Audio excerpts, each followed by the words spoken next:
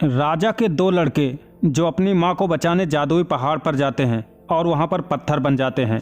राजा की एक लड़की भी है जो एक माली और मालिन के घर पली है। उसे अपने माँ बाप के बारे में कुछ नहीं पता। जब वो अपने माँ बाप के बारे में जानने के लिए जादुई पहाड़ जाती है तो क्या ये जादुई पहाड़ की चुनौतियों का सामना करते हुए अपने भाइयों को बचा कर ला पाएगी? जानेंगे आज की कहानी में। राजा की माँ एक बच्चे को लेकर आती है और उसे अपने खास नौकर को देते हुए कहती है, इस बच्चे को जाकर मार दो और राजा को इसकी खबर नहीं होनी चाहिए। राजमाता के हुक्म का पालन करते हुए वो नौकर उस बच्चे को मारने ले तो जाता है, लेकिन उसे मारता नहीं बल्कि एक टोकरी में रखकर नदी में बहा देता है। इससे पहले भी ये नौकर 2 बार ऐसा कर चुका था। पानी में बहते हुए टोकरी एक माली के घर के पास से गुजरती है। जब माली की बीबी बच्चे के रोने की आवाज़ सुनती है तो टोकरी की तरफ देखती है और जाकर टोकरी को नदी से निकाल लेती है। उस टोकरी में एक बच्ची थी। अब माली वहाँ पर आ जाता है जिसके साथ 2 बच्चे थे।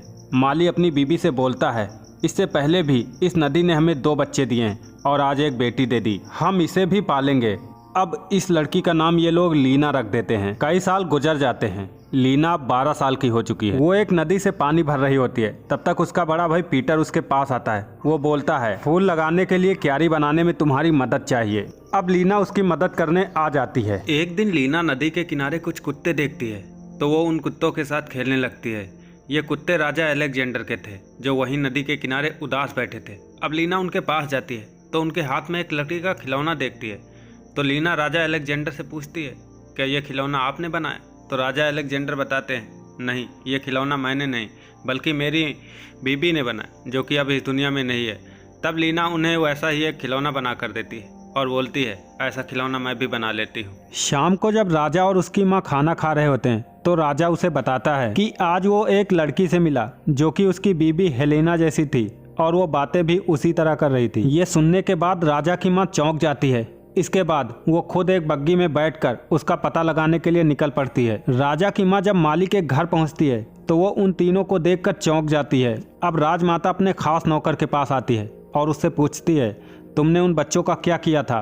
तब वो नौकर बताता है, मैंने उन बच्चों को मारा नहीं था बल्कि एक टोकरी में डालकर नदी में बहा दिया था। अब वो नौकर पर बहुत ज़्यादा गुस्सा करती है। वो बोलती है, तुम्हारी वजह से वो तीनों बच्चे आज भी जिंदा हैं और बहुत खुश हैं। अगर राजा को पता चल गया कि वो उसके बेटे हैं तो मेरा बना बनाया खेल बिगड़ जाएगा। अब वो नौकर राजमाता से पूछता है, अब तुम क्या करने वाली हो? तो राजमाता बताती है, उन बच्चों को मारना होगा, लेकिन ये काम मैं खुद अपने तरीके से करूंगी। अब राजमाता हुलिया बदलकर माली के घर पहुंच जाती है और वहीं पास में बैठकर बीमार होने का नाटक करने लगती है। तब लीना उसके पास आती है, पूछती है क्या हुआ? तो वो बताती है, मेरी तबीयत खराब है, मैं पास के गांव से आया हूँ। इसके बाद बातों बातों में वो लीना से पूछने लगती है, क्या तुम बचपन से यहीं रह रही हो? तब लीना राजमाता को बताती है, मुझे और मेरे भाइयों को मेरी माँ ने नदी से उठाया था। अब राजमाता लीना से पूछती है, क्या तुम्हारी कभी इच्छा नहीं होती कि तुम अपने असली माँ बाप से मिलो? तो लीना उनसे बताती है, मेरे ये माँ बाप हम लोगों से बहुत प्यार करते हैं, इसीलिए हम लोगों की इच्छा नहीं होती। अब राजमाता लीना से बोलती है, अगर कभी तुम्हारा मन असली माँ बाप को जानने का हो तो जादुई पहाड़ पर चली जाना। वहाँ पर एक आलिम चिड़िया है, उसे हर राज पता है, उससे पूछ लेना। वहाँ जाने से पहले उसके लिए सोने के पत्तों वाले पेड़ का फल और जादुई झरने का पानी लेते जाना, जिससे वो खुश हो जाएगी।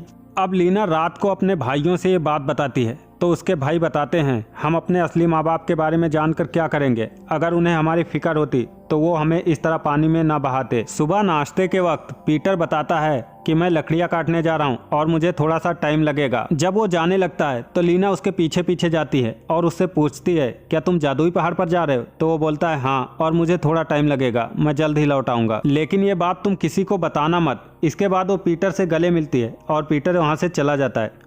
अब पीटर जादुई पहाड़ पर पहुंच जाता है जहां पर अंदर जाने के लिए एक दरवाजा होता है, जिसके बाहर एक जादुई दरवाजा भी था। पीटर उस दरवाजे को पार करता हुआ अंदर पहुंच जाता है जहां पर एक सोने के पत्तों वाला पेड़ था। जब पीटर उस पेड़ के पास जाता है तो एक बिल्ली उसे इशारे से कुछ बताने की कोशिश करती है, लेकिन पीटर उसकी बातों पर ध्यान नहीं देता। अब पीटर उस पेड़ का फल तोड़ने के लिए ऊपर चढ़ने लगता है। चूंकि फल काफी ज्यादा ऊपर था, इसीलिए पीटर वहां तक पहुंचने से पहले ही पेड़ से फिसल जाता है, जिसके बाद वो नीचे गिर जाता है। नीचे गिरते ही पीटर पत्थर का बन जाता है। इधर रात हो चुकी थी और पीटर अभी तक घर नहीं आया था, इसीलिए सभी लोग परेशान हो रहे थे। तब लीना उन्हें सारी सच्चाई बता देती है। अब माली और उसकी बीबी लीना को बताती है कि क्या तुम्हें नहीं पता, उस पहाड़ पर आज तक जो भी गया है वो कभी लौटकर वापस नहीं आया। अब माली अपनी बीबी और लीना को वहीं रुकने बोलकर सैम के साथ जादुई पहाड़ पर पीटर को ढूंढने निकल पड़ता है। काफी चलने के बाद ये दोनों भी जादुई पहाड़ पर पहुंच जाते हैं। अब माली सैम से बोलता है, तुम यहीं रुको, मैं अंदर जाता हूँ। लेकिन जैसे ही वो अंदर जाने लगता है, जादुई दीवार उसे रोक देती है। वो बहुत कोशिश करता है लेकिन वो अंदर नहीं जा पाता। अब सैम ट्राई करता है और वो अंदर चला जाता है। सैम भी अंदर उसी बाग में पहुंच जाता है जहां पर वो गोल्डन पत्तों वाला पेड़ था। अब वही बिल्ली फिर से आती है और सैम को भी कुछ बताने की कोशिश करती है। अब सैम बिल्ली को वहां से भगा देता है और अपनी गुलेल की मदद से गोल्डन पत्ते वाले पेड़ का फल तोड़ लेता है। इसके बाद वो झरने की तरफ चला जाता है। उस झरने के पास एक बाज होता है लेकिन सैम बाज पर ध्यान नहीं देता और वो झरने वाले पहाड़ पर चढ़ने लगता है। लेकिन जैसे ही वो आधी दूर तक पहुंचता है, उसका पांव फिसलता है और वो नीचे गिरकर पत्थर का बन जाता है। उधर राजा अलेक्जेंडर लीना से मिलने उसके घर पहुंचता है, लेकिन वहां पर लीना और उसकी फैमिली नहीं थी, क्योंकि लीना की माँ और लीना भी जादुई पहाड़ पर पहुंच गए थे। जादुई पहाड़ के बाहर माली अपनी बीबी और लीना को बताता है कि मैं अंदर नहीं जा पा रहा, लेकिन वो दोनों अंदर हैं। अब लीना भी अंदर चली जाती है। अंदर लीना उसी बाग में पहुंचती है जहां पर गोल्डन पत्तों वाला पेड़ था। अब लीना के पास वही बिल्ली आ जाती है, जिसके बाद लीना उस बिल्ली को सहलाने लगती है। फिर उस बिल्ली से पूछती है, क्या तुमने यहाँ 2 लड़कों को देखा है? तब वो बिल्ली उस पत्थर की तरफ इशारा करती है, जिससे लीना समझ जाती है कि मेरे भाई पत्थर बन चुके हैं। अब वो बिल्ली से फल लाने बोलती है तो बिल्ली उसके लिए फल ले आती है। इसके बाद लीना आगे बढ़ जाती है। जब वो झरने के पास पहुंचती है तो वहां पर उसी बाज को देखती है। इसके बाद वो बाज को इशारे से अपने पास बुलाती है। जब बाज उसके पास आता है तो वो उससे पूछती है, क्या तुमने यहाँ पर किसी लड़के को देखा है? अब वो बाज उसी पत्थर पर बैठ जाता है। इसके बाद लीना समझ जाती है कि ये मेरा दूसरा भाई है। अब लीना बाज से बोलती है, मेरे लिए जादुई झरने का पानी ला दो। इसके बाद बाज उसके लिए पानी ला देता है। अब लीना यहाँ से आगे बढ़ जाती है। आगे उसे एक पेड़ पर बहुत सारी चिड़ियाँ मिलती हैं। तब वो उन सबसे पूछती है, तुम में से आलिम चिड़िया कौन सी है? जिसके बाद सभी चिड़िया बोलने लगती हैं, मैं हूँ। तब लीना उन सबसे कहती है, तुम में से कोई भी आलिम चिड़िया नहीं है, क्योंकि आलिम चिड़िया कभी झूठ नहीं बोलती। वो खुद नहीं बोलेगी कि मैं आलिम हूँ। अब लीना की नज़र एक अकेली बैठी चिड़िया पर पड़ती है, जो कि लीना से बोलती है, तुम बहुत समझदार हो। जिसके बाद लीना समझ जाती है यही आलिम चिड़िया है। अब वो आलिम चिड़िया को जादुई झरने का पानी और गोल्डन पत्तों वाले पेड़ का फल देती है, जिससे वो खुश हो जाती है। अब लीना उस चिड़िया से पूछती है, मेरे भाई फिर से इंसान कैसे बनेंगे? तो आलिम चिड़िया उन्हें बताती है, अपने भाइयों को फिर से इंसान बनाने के लिए उन पर जादुई झरने का पानी डालना होगा। अब लीना उन दोनों पत्थर पर जादुई झरने का पानी डालती है, जिससे कि उसके दोनों भाई फिर से इंसान बन जाते हैं। इसके बाद ये तीनों फिर से आलिम चिड़िया के पास पहुंचते हैं। अब लीना आलिम चिड़िया से पूछती है, हमारे असली माँ बाप कौन हैं? तब आलिम चिड़िया उसे बताती है, तुम्हारे असली माँ बाप राजा अलेक्जेंडर और उसकी बीबी हेलेना हैं।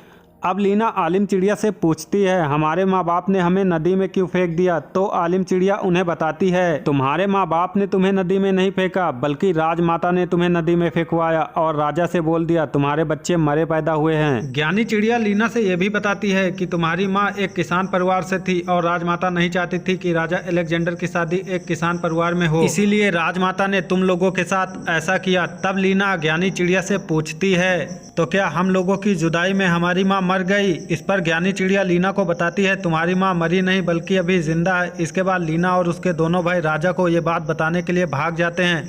ज्ञानी चिड़िया उनसे कहती है, सुनो, अभी हमारी बात अधूरी है, लेकिन वो सब ये सुन नहीं पाते और निकल जाते हैं। इसके बाद ये तीनों जादुई पहाड़ से बाहर निकल आते हैं, जहां पर उन्हें माली और मालन मिलते हैं। इसके बाद ये सब राजा की हवेली पहुंच जाते हैं। माली और मालन बाहर रुकते हैं और वो तीनों अंदर चले जाते हैं, जहां पर इन्हें वही नौकर मिलता है। वो इन तीनों से माफी मांगता है और अंदर ले जाता है। जैसे ही ये तीनों अंदर पहुंचते हैं, राजा की माँ चौंक जाती है। वो अपने नौकरों से कहती है, इन गरीबों को अंदर किसने आने दिया? इन्हें तुरंत यहाँ से भगाओ। लेकिन राजा उन्हें रोक लेता है और लीना से पूछता है, क्या हुआ? तब लीना राजा को बताती है कि हम तुम्हारी ही औलाद हैं और हमने ये सच जादुई चिड़िया से पूछ कर जाना है। इसके बाद राजा अपनी माँ से पूछता है तो राजमाता उन्हें बताती है कि हमने अपने नौकर को इन तीनों को मारने के लिए दिया था, लेकिन ये बच निकले। अब ये तीनों राजा से ये भी बताते हैं कि हमारी माँ मरी नहीं बल्कि अभी भी जिंदा है। इसके बाद राजमाता राजा को बताती है, इनकी माँ को हमने बोला था तुम पर एक श्राप है, जिसकी वजह से तुम्हारे बच्चे मरे पैदा हुए हैं। अगर तुम जादुई पहाड़ पर जाकर जादुई झरने का पानी और गोल्डन पत्तों वाले पेड़ का फल ले आओ तो तुम्हारा श्राप खत्म हो जाएगा। जब वो वहाँ गई तो कभी लौट कर ही नहीं आ सकी और मेरी चाल कामयाब हो गई। मैंने तुम्हें एक कुचली हुई लाश दिखा दी जिससे तुम्हें यकीन हो गया कि वो मर गई है। अब राजा सिपाहियों से कहकर राजमाता को कैद करवा देता है और अपने बच्चों के साथ उसी जादुई पहाड़ पर पहुंचता है, जहां पर लीना जादुई चिड़िया से पूछती है हमारी माँ कहाँ है। तो जादुई चिड़िया बताती है ये पत्थर ही तुम्हारी माँ है। इसके बाद लीना उस पत्थर पर जादुई झरने का पानी डालती है, जिसके बाद रानी हेलिना फिर से पत्थर से इंसान बन जाती है। अब राजा हेलिना से बोलता है 12 साल से मुझे यकीन था कि एक न एक दिन मैं तुमसे जरूर मिलूंगा। अब राजा हेलिना को सारी कहानी बताता है। इसके बाद हेलिना अपने बच्चों से मिलकर बहुत खुश होती है। इसके बाद ये सब घर आ जाते हैं। घर जाने के बाद ये लोग एक बार फिर से माली और मालिन के घर पहुंचते हैं, जहां पर ये सब उनका शुक्रिया अदा करते हैं कि तुमने हमारे बच्चों को पालकर इतना बड़ा कर दिया। बच्चे माली और मालिन से बोलते हैं तुम लोग भी हमारे साथ महल में रहोगे। जब सब लोग उनसे रिक्वेस्ट करने लगते हैं तो वो लोग महल जाने के लिए तैयार हो जाते हैं। इसके बाद सब महल पहुंच जाते हैं और अपनी जिंदगी खुशी खुशी व्यतीत करने लगते हैं और इसी के साथ ये कहानी खत्म हो जाती है। इसी तरह की और भी इंटरेस्टिंग कहानियां सुनने के लिए चैनल को सब्सक्राइब करके वीडियो को लाइक करें।